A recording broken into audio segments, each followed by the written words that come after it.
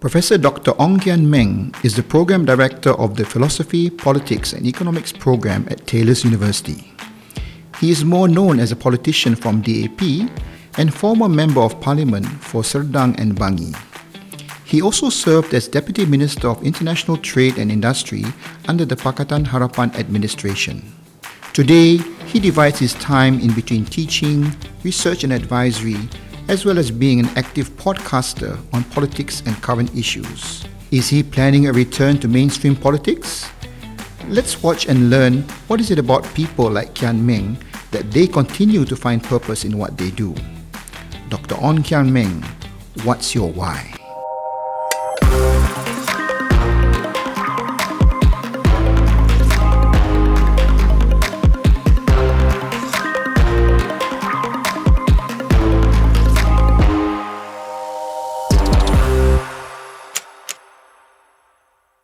Assalamualaikum warahmatullahi wabarakatuh. Salam sejahtera and welcome to this episode of Cuba Cerita. You know, we made it sort of like a principle maybe that we're not really going to interview politicians or, you know, maybe talk about current affairs. But today we couldn't resist. There's this lovely gentleman that I met months ago and he's been so kind to oblige us. So please allow me to introduce Professor Dr. Ong Kian Ming. Welcome to the show, sir. Thanks so much, Coach Azman. It's an honor to come after so many distinguished guests and also coming after a very interesting esports player, Azim. And thanks so much for inviting me and also to be here at Taylor's University. Yeah, we are at Taylor's. So it was nice coming to the campus actually, seeing all the young students, and you know, we are in a university setting, so there are lectures going on or rather tutorials happening next door. Nice buzz. Nice buzz. You know, nice energy from the young people, a lot of activity going on. And one of the reasons why I made the transition to come back into academia, which is one of the areas that I'm very passionate about. And the month of May actually is the month where we celebrate teachers nationwide. Yes, teachers of all levels. So, you know, congratulations. And I think, you know, I did say to someone that if ever I were to relive my career all over again, I maybe would like to become a teacher. Well, you're teaching now in the sense that you're coaching. So you are also a teacher, and probably I can say Happy Teachers Day to you as well. And Thank you. I think it would be a good practice for all of us to have that kind of teaching mindset, mentoring mindset, to be able to engage with different people, especially those who are a little bit younger than us, to let them know that this is an option that's available in terms of reaching out to us, tapping on our, hopefully, some little wisdom that we've accumulated over the years. Yeah, plenty. Yeah, yours in the corporate sector, mine in other spheres. So, you know, you yourself are a podcaster, you're hugely popular. So, you know, it's an honor for us to have you. But again, today is really about us getting to know you as that person. If I can call you Kian Ming. Please call me Kian Ming. And it's also about us getting to know each other. I'm sure that there are things that, that your listeners don't know about me. They may not know about you as well. And I'm glad that maybe later on, I can ask you some questions in return. I'll be happy to. Yeah. So, I'm really just, you know, I know you grew up in PJ and you know, eventually went to Singapore to Raffles Institution. But maybe just a quick reflection. What was it like in those days growing up in PJ, and you know, do you have any particular memories that you know you can speak of? Yeah, I think PJ was less busy at that time. You did not have, the LRT stations and then now the MRT stations coming. I think it was a simpler life. That time I still could remember when I was going to school. Sometimes we were ponting school and then go into the drain to get the big longkang to walk back home and catch some small guppy fish along the way. So those were more innocent times. But I think life is about change and progress, and we've seen how PJ, how Selangor, how KL, how Malaysia has changed through this time. And even here in Subang, when you look at the Taylor's campus, when we were growing up, Taylor's was just a college, right? Giving pre-U kind of A-levels kind of educational instruction. Now it is a full-fledged university for 13 years, and here I am starting a philosophy, politics and economics program in the very near future. Yeah, congratulations. And I think you've always been in academia. Before this, you were UCSI Yes. for a time. Correct. I, maybe touching back a bit, and a lot of it has been said on other podcasts that what you've been on so many podcasts, and I've always sort of like did a lot of research and was able to understand you a lot. But you went through that formal education as an ASEAN scholar. I know the story of how your class of 40 of you excelled with straight A's, and it was a record at Raffles Institution. Yeah. But and then you went to the UK, to LSE Economics, Cambridge, and of course, eventually one day you went to, to read for your PhD at Duke and all that. So it's been a very, how should I say, strong and formal pathway of education. Moving ahead, also you went into strategy consulting. I know, and you were part of these think tank groups, but eventually politics. So it's like you've had a full gambit of life, and you're still relatively young, Yeah. I mean, may I maybe just ask this question to begin with? Now that you are maybe away from politics and maybe spending more time on education, what is it maybe that you miss in those earlier parts of your life that today, you look back on? I think it's not necessarily missing anything in the past. For me, life is a journey. Okay. And it's about gaining experiences and skill set, and also being able to have opportunities to be able to engage and hopefully spread awareness and educate different people and different groups on different things that I'm passionate about. So whether it was, during my consulting days, working with clients, and then, in academia, teaching students, and even in politics, trying to educate the masses about what good public policies were and are. I think that's always something that I think I've been very passionate about in terms of those kinds of people engagement, whether it's personal or whether it's in front of a mic, and or in parliament, or in other kind of public settings. So that I think is a process that I've gone through, and I've learned a lot about myself during this time, and I've also learned a lot about the people that I interact with. From your aunties and uncles who are selling nasi lemak or kuih, to prime ministers and ministers, not just in Malaysia but other countries as well. So it's been an interesting journey of self-discovery, and then also of passing on knowledge and hopefully educating some people along the way. Most importantly, myself. No, I must say that many people have the same type of motivations, and with all due respect, some do embark on doing something about those motivations. But for you, maybe reflecting on your formative years, was there a particular point in your life maybe that you said, there's something I need to do about this, that motivated you to just get on and do it? Yeah, I don't know whether this will get me in trouble if later on I decide to re-enter into frontline politics.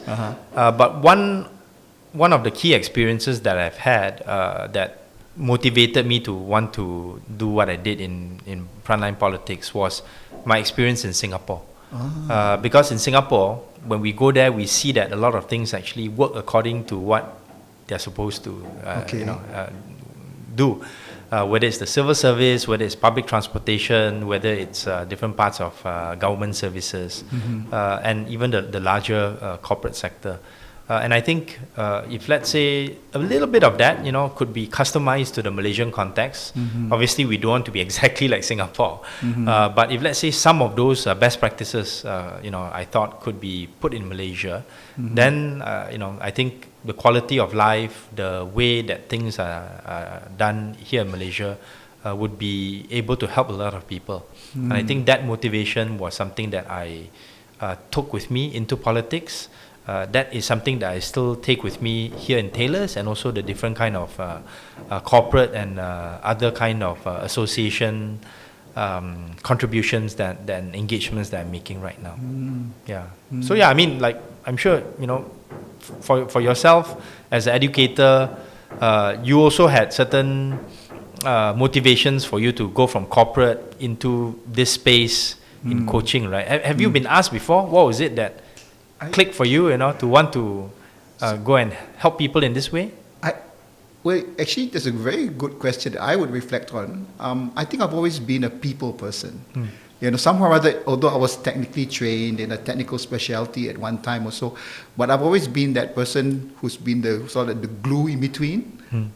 So I guess maybe that passion continued on to whatever I do. It involves people, and maybe just coaching happens to be a current form of, And anyone that you sort of like look up to from the perspective of a professional coach? I know you've gone through coaching certification as well. So in that process, are there certain people that you refer to? I've actually had coaches who were mentors. In fact, one of them was also on one of my earlier programs, YK. But I've been very, very fortunate in other ways to observe leaders who I felt were genuine in their ways. It's not about whether you're hard or soft, smart or not, but I felt that I was lucky to observe from afar leaders who go about getting things done in their own way, in their own style, and I managed to pick up a lot of nuances about their style which rubbed off on me. So I was very fortunate. Maybe I was in the right place at the right time, sort of thing. And the people that you've coached, they have been mostly positive experiences on your part. I've been very fortunate. I'll be very frank with you. Just as a coach, I'm fascinated by all my coachees, we call them. Okay. So there's no bad cases. Of course, there are some more challenging than others.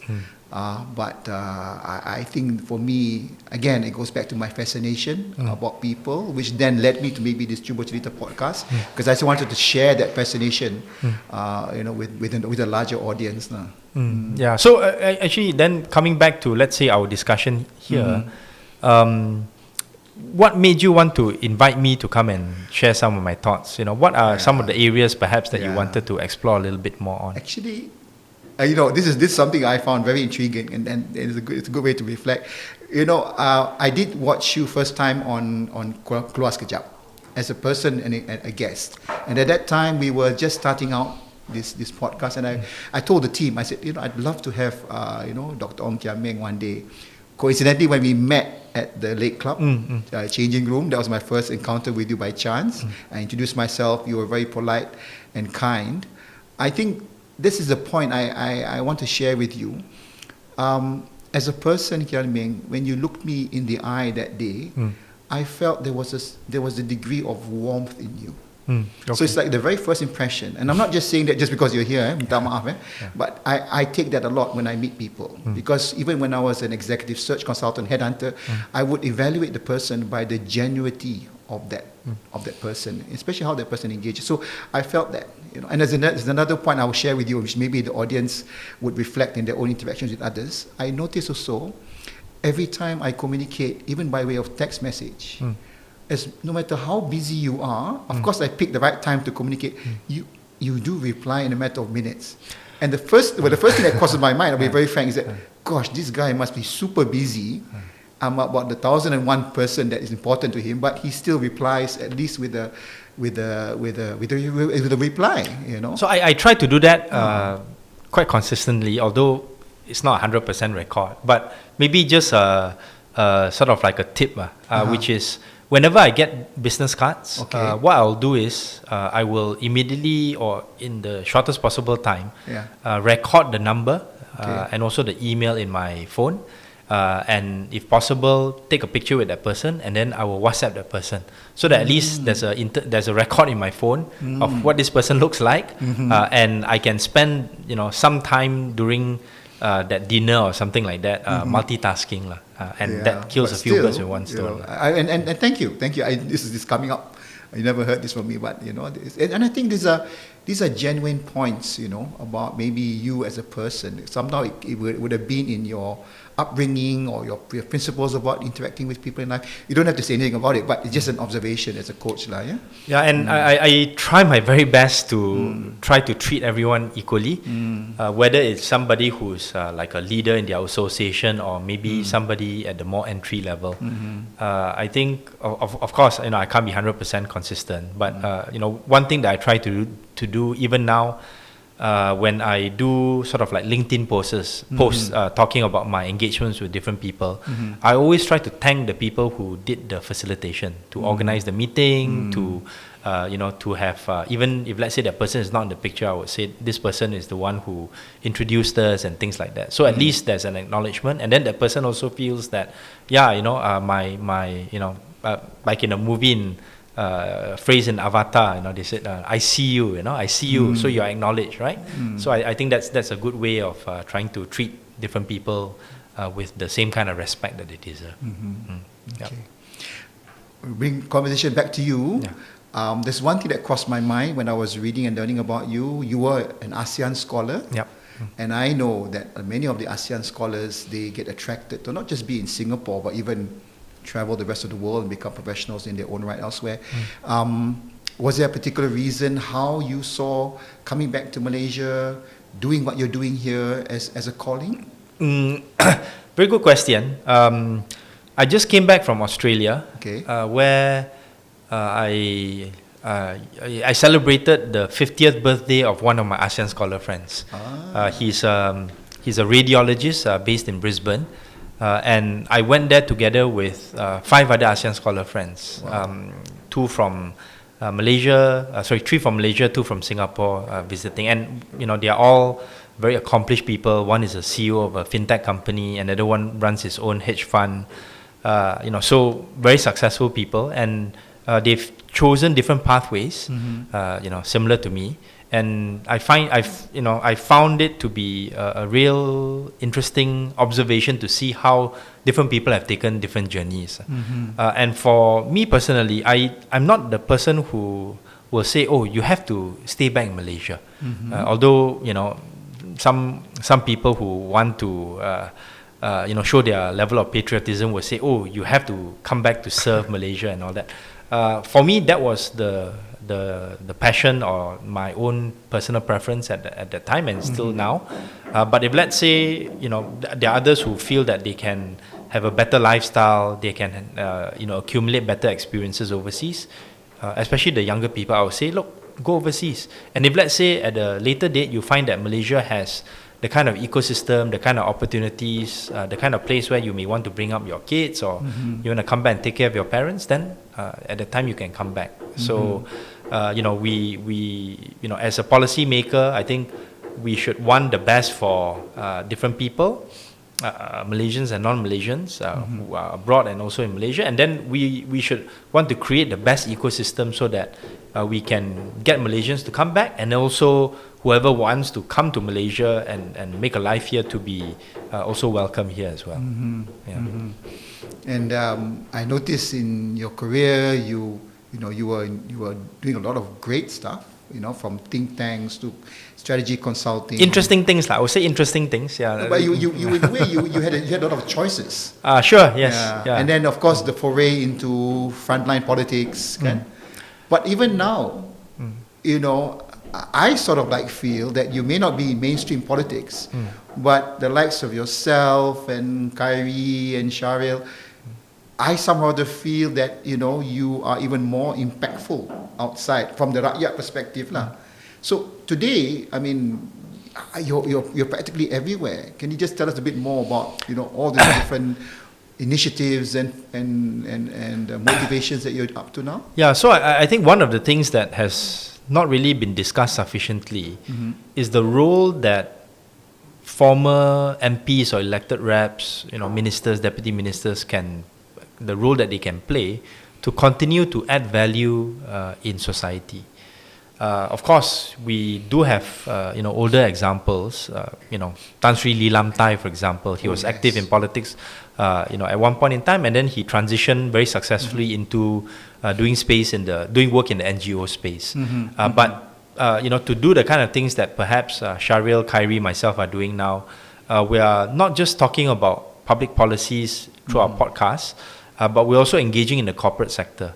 Right, Kyrie is a director of a couple of companies. Sharil has his own setup doing consulting, going into the private equity space. I'm here at Taylor's, but I also hold a few other roles. I'm a board member of MITI, and that gives me access to policy influence in the area of providing incentives for foreign and domestic direct investment, and being part of different associations such as the Malaysia-China Chamber of Commerce, the Danish Chamber of Commerce, the Federation of Malaysian Manufacturers. That actually keeps me very closely connected with the corporate sector, with the business community. And I think that is something that drives me to want to add value in the different spaces that I belong to. Yeah. So obviously the core is still education, and I hope that through the PPE program I'm able to influence and perhaps educate and bring up a new generation of leaders, whether it's in politics, whether it's in the corporate sector, whether it's in think tanks or NGOs or even in the civil service. That is still the core of what I'm doing here at Taylor's, but there are also other opportunities for value-added engagements externally. It's amazing, and I'm sure someone like you'll be pulled in so many directions. And how do you maintain that focus? It's beyond multitasking, but how do you maintain that focus to make sure that you are satisfied that you're giving it your best in whatever you do? I think I'm a bit hard on myself in the sense that I always want to try to do more, and I find that because of like what you say, being pulled in different directions, and of course we only have 24 hours a day. So even with lesser sleep than the normal person, I'm still not able to do all the things that I want to do. But there's an internal prioritization process whereby I try to fulfill all of my obligations that are coming up in terms of urgency. And then some of the longer term things that require a little bit more time, I try to use weekends, maybe holidays to try to accomplish those things. But I think for me, as long as I think my internal prioritization mechanism is telling me that, okay, you are able to do what you're doing now at a satisfactory level. And if let's say there are things that you cannot do, just explain to the people that you have certain obligation towards. Let them know that you need a little bit of time and they would be understanding. Just like our podcast, we were supposed to have it a bit earlier, but because of my schedule and things like that, we delayed it. But I'm glad that we have an opportunity to engage now. Thank you so much for giving us your time. You mentioned about philosophy, politics, and economics, right, as a field. So you are the program director of the program here at Taylor? Yes, starting this program, and it's the first program of its kind in Malaysia. We have just gotten the provisional code from the Malaysian Qualifications Agency that will allow us to promote this program publicly. So we are preparing that now, and hope to be able to launch this program. Maybe not this year, but maybe sometime in the first or second quarter of next year. Yeah. And the reason why I'm asking that question is more related to what I understand today. At tertiary education level, this is becoming a type of program which is strongly encouraged to broaden the perspective of professional qualifications and professional education beyond the normal, mainstream degrees. Yeah, so I don't think this program will be as popular as, let's say, accounting and finance or a traditional engineering degree or business degree. And maybe it's not meant to be, but I think the strength of a program like PPE is that you are able to use different lenses, different frameworks, different tools from the social science tradition to try to understand different problems and to try to propose solutions that are more creative and more innovative. So if let's say you are approaching a problem from just an economics perspective, right? You tend to approach it as a rational economic man. This is my assumptions, this is what the theoretical framework says, and these are the expected outcomes. But if let's say you take into the perspective of philosophy, you then question some of your underlying assumptions. You may also question some of the processes by which you get to the so-called desired outcomes, and you obviously question what the desired outcomes are. And then you put on the head of a political scientist. What kind of non-economic structures do you want to put in place to encourage good public policies, right? Because if it's just about economics, it's much more focused, perhaps more on the economic outcomes, the bottom line. Whereas when you put in the frameworks and the structures of political science and also philosophy, then the larger public good comes into the picture and comes into the discussion. And ultimately, I think that's what I'm really passionate about, which is public policies. How do I then educate the younger generation, give them information, give them exposure on how to understand public policies and how to introduce and speak about them in ways that are accessible to everyone, and also to influence that process in ways that are value added. Yeah. You must. So you're actually starting the program. Yeah, we're starting the program. Of course, you've been a lecturer before. Yes, correct. Yeah. So I mean, I'm trying to imagine you sitting in front of a hall of students, or maybe in tutorials.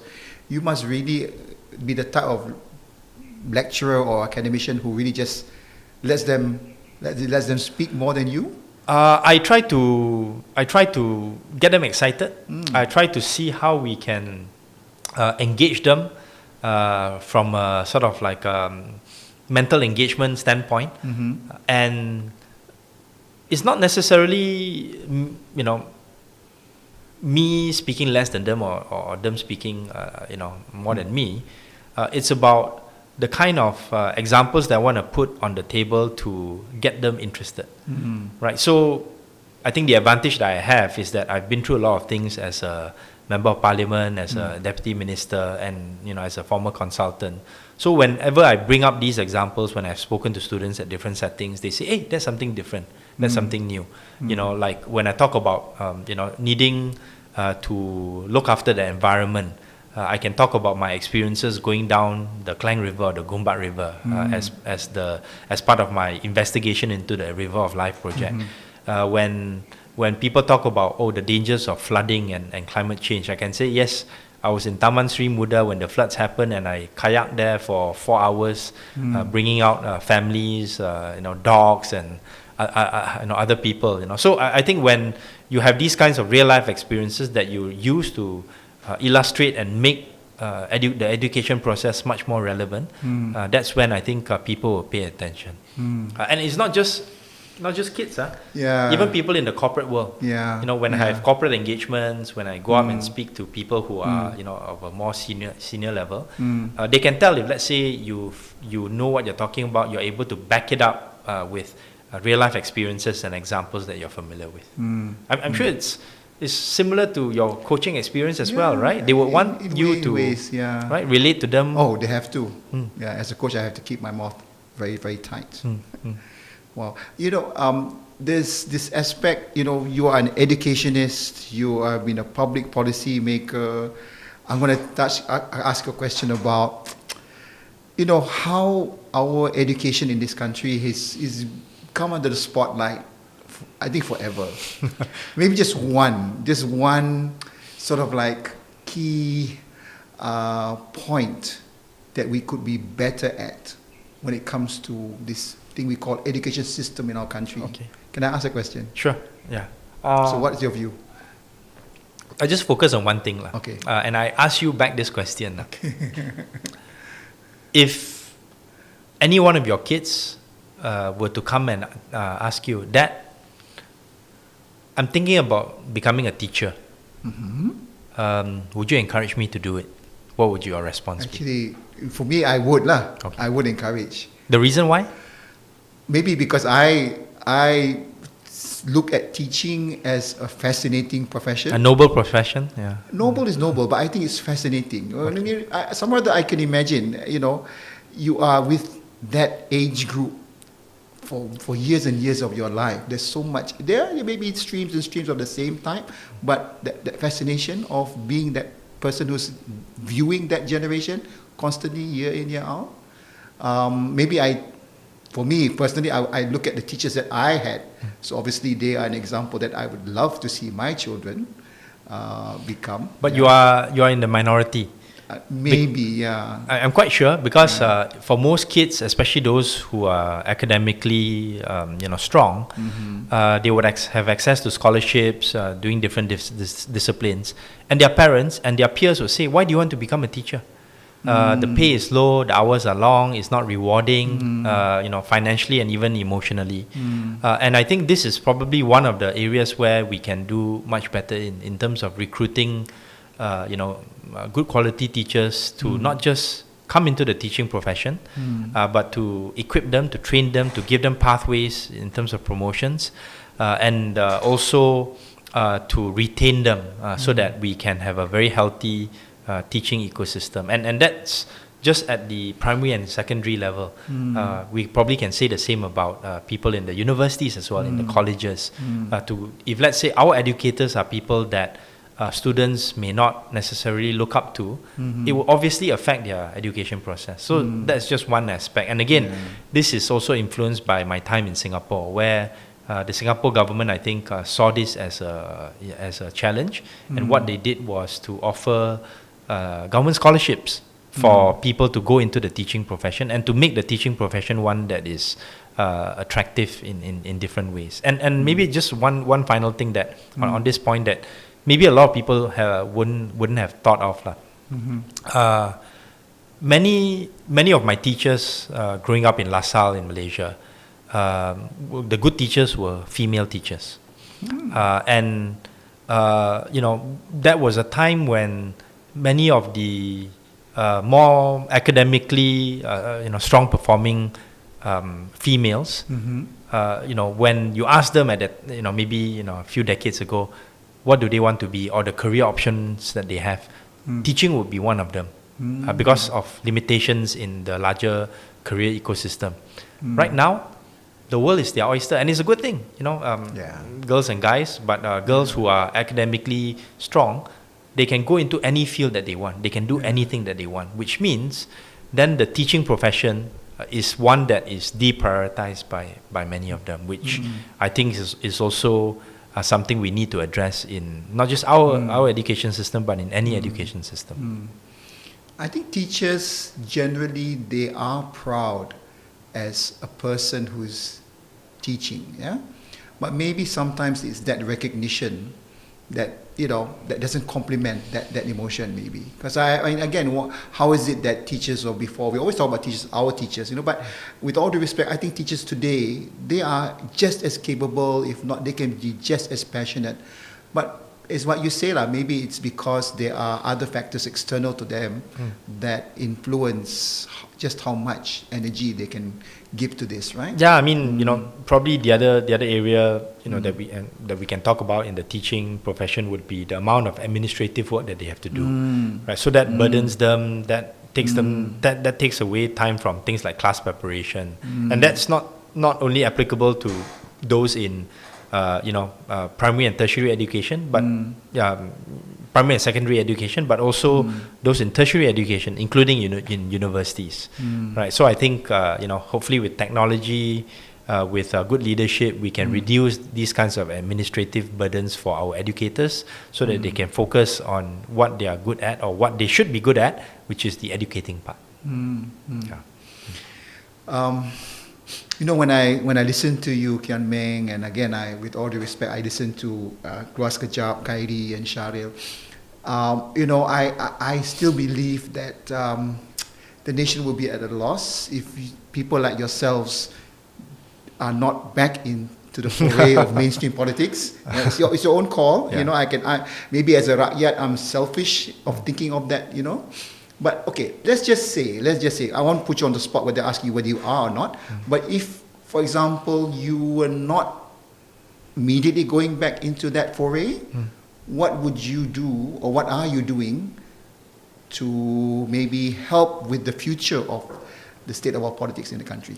Yeah, I think for me personally, I'm not discounting the possibility of re-entering into frontline politics, but my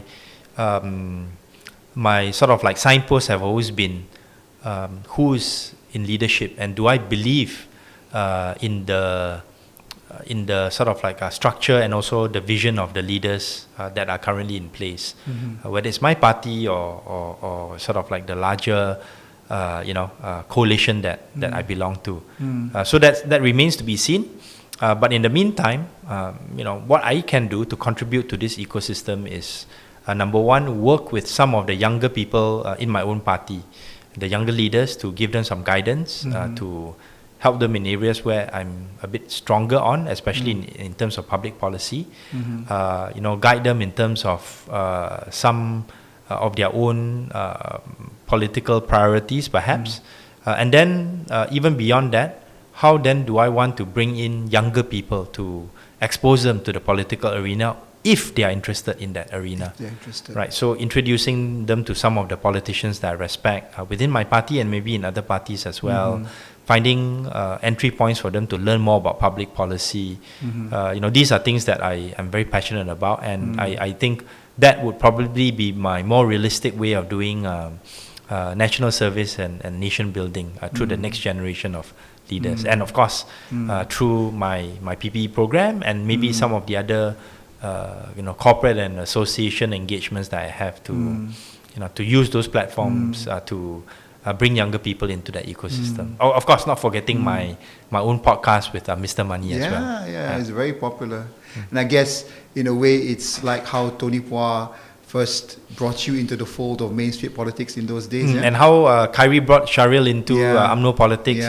We need more of these kinds of good examples. So you do see there are a lot of enthusiastic, passionate young individuals who may form the future of the political scene in the country? Yes, but on this front, I just have one concern, and I think, I'm not sure whether you would agree with this concern or not, is that the current state of politics in Malaysia may be going in such a way that the younger generation would look at the leaders and say, actually, they're all the same. At least those in power, they may change parties, but when they are in opposition, they say certain things, and then when they are in power, they say and do something that's completely different. So I'm just concerned that younger people may find this to be off-putting. What is your evaluation? Actually, it's a very interesting point. I personally believe that how politics is evolving. I mean, to me, people like yourselves actually are politicians. Yes, you may not be the ultimate policy decision maker, but in terms of influencing, helping guide policies that are maybe, being debated, there has to be that influence. You still have that influence. Yeah, I mean, we have that influence, but how about how the younger generation perceive the current scenario in the political landscape to be like? Do you think they are hopeful, or do you think they are? I don't think they are. In fact, if we are confused, what do you expect about them? I think that reformasi phase that was hugely change making, but after that things went the opposite direction again. So I think I wouldn't blame the younger generation for saying, look, what is it? Why bother? Yeah, semua pun sama. Sama kan? Yeah, but what I do think is that the way that politics is evolving in terms of influencing is changing. Yes, you're absolutely right in the sense that people are not wedded to just one party or one philosophy. Younger people actually listen quite widely. They discuss quite widely, and that's a good thing, so that they can process themselves. And of course, as an educator, I will want to equip them with the tools to understand, policies and politics in a more mature way. But at the same time, I'm also quite encouraged to see that there are younger people that are stepping up to the plate. We had this Bersih Congress that took place last weekend. And, when they took a picture at the end, I could see, all these guys are, in their 20s, maybe at most in their 30s. And these would be the new generation of activists and leaders that would influence policy in the next few years. And I personally believe that there are many genuine people out there who would enter the foray for the right reasons.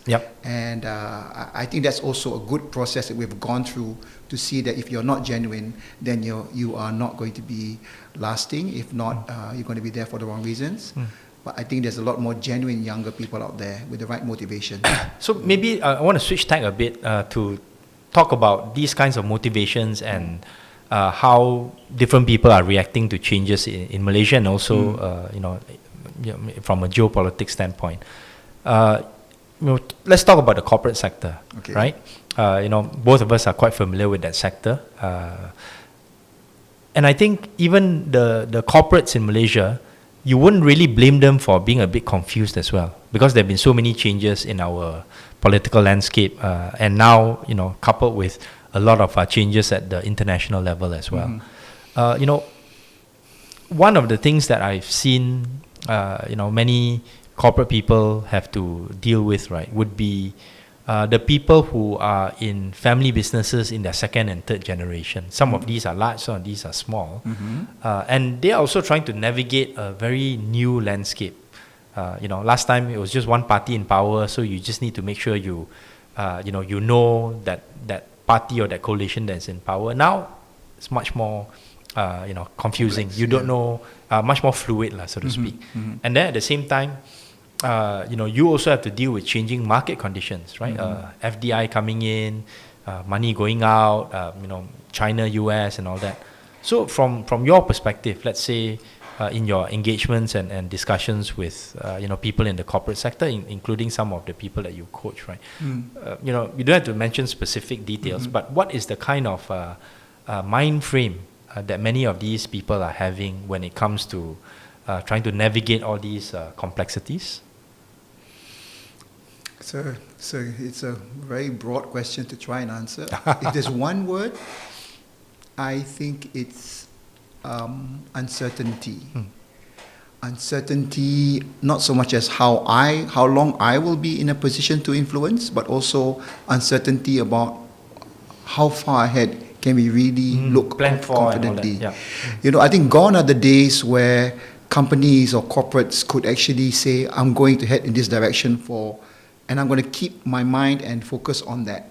Because things, as you say, maybe have become so fluid, let alone leadership changes, that there's no strength of conviction, maybe. I think that's maybe a phrase to use. And I'm not saying that we're short of talent or desire, but I think it's because of that strength of conviction that we're going to do this is somewhat maybe lacking today, with all due respect. Yeah, and I think this is one area where, former politicians like myself, Khairi, and somebody that we talked about before this, Mustafa Muhammad Tokpa, using our different kind of skill sets and wisdom, and also I believe our personal convictions, that would be one of the things that I would want to involve myself in terms of helping different people in different ecosystems, corporate, associations, chambers of commerce, try to navigate all this, to understand that uncertainty is something that we have to deal with, we have to live with, and how to navigate the best path forward from strategic thinking and also actions. And I think this is what will continue to excite me as I engage with different people in my current ecosystem. I thank you so much, Kian Ming, and I'm so happy that we had this chance to chat, and I really appreciate it, because again, we outside wouldn't be able to understand what goes through the minds of leaders like yourself, and all the more you are in the field of education, so it can only harbor even greater hope for the future. Yeah, maybe before we end, I can pose a couple of questions to Sure, you. please go ahead. From my podcaster to podcaster. Yes, exactly. Yeah. So my first question to you, right, would be, what makes you the most excited from a content creation perspective, through the different podcast episodes that you've made? Actually, the content in our podcast, Cuba Cerita, is not really predefined. So what excites me is the fascination of knowing what I don't know. Okay, finding out new things about the of course, people around that the you person. interview. How about, second question, how about some of the unexpected challenges that you face from a content creation perspective? So far, again, we're still relatively new. I think when we started this, the only content that we really wanted to know was what is it about you? Okay. So it's about the person within, not the achievements or accolades. Yep. So what is it about this person that helped them achieve whatever they have achieved in life? and purpose. Yeah, so that's really the main content. Okay. Yeah. Yeah. I can see that in the guests that you've interviewed and the process as well of interviewing. Maybe just one last question. If you could get any guest in Malaysia to be a guest on your show, who would it be and why? I'm sure you thought about this before. I have. And again, I we mentioned this name on a few occasions already. Actually, the one person that I did really try to get was KJ. Okay. With all due respect, And again, it's not to be in awe of this person, but I'll share a story. I was actually on a flight many years ago when Kyrie was going through that bit of a downturn when he was still, battling for the UMNO youth leadership. And I looked at him, and I apologize again, it's just a reflection. I looked at him and I thought to myself, this guy was quite, he didn't look so happy at that point, but I strongly felt that there's something within him that is going to still make him persevere and one day rise again. So it's not the Nelson Mandela type story or whatever, but it's not that extreme. But what I do see of KJ today is there's a lot of things out there that he's there, very visible. But what always intrigued me is, what is it about this person? What is it about this person that can be inspiration for anyone who wants to achieve something in life? And he may not be the best achiever. Obviously, he's out there, more visible. But I'm equally intrigued about this person. Okay. Yeah, and what continues to make him tick? And I think the kind of the line of questioning that you can take to maybe draw out more from him, I think would be quite interesting. And yeah, maybe after this, I can show him this podcast and then invite him to Kyrie, consider coming. I know, Kyrie is, you're hugely busy and all that. And I think I don't mean to be impolite about this, but an example. No, you put it out there already, and you said the reasons why. Yeah, so hopefully he'll respond positively. And they're lovely people anyway. Yes. Thank you so much. Now, thank you so much again for joining us. Yeah, thanks for having me. It's been a real pleasure, Thank you. And I wish I wish you all the best. Continue to have that fire in you, and I'm sure that people watching this will be inspired that you're one of many who are able to still do this for the right reasons. And I hope that there will be many more to come. Different people after politics trying to contribute back in a value-added way to society. Thanks so much. Thank you so much. So, thank you for joining us. I mean, I hope that you enjoyed this. I'm sure you did. And please, in fact, put it this way: if you've got ideas of others who you'd like to see on our podcast, please drop it in a comment in our YouTube or Spotify, and let us do our part to try and engage with them. But till then, we look forward to seeing you in our next episode. Wish you all the best for the week ahead, and have a good day. Assalamualaikum. Salam sejahtera.